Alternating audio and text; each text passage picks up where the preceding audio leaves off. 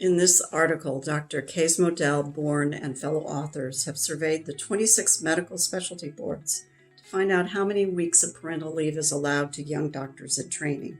Doctors usually train after medical school for 2 to 7 years as residents to become board certified. This is usually when they're in their late 20s and early 30s.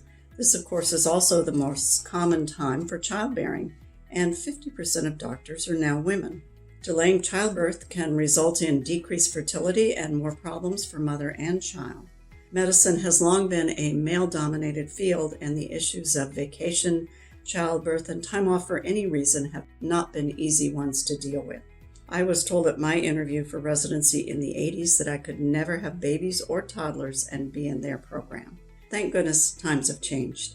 In this article, the authors found that the average time off among the boards for parental leave is 5 weeks, but it differs among specialties. Fortunately, this is now going to change for all specialties. A new ABMS and ACGME policy for 2022 calls for a minimum of 6 weeks of paid time off from training for personal leave or parental leave.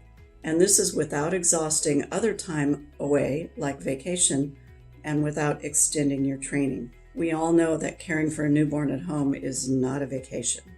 The study also points out that the specialty of plastic surgery is a leader in this area. In 2019, the American Board of Plastic Surgery, under the leadership of Paul Soderna and Keith Brandt, changed the board requirement to an optional 12 weeks of personal leave that is available to all residents.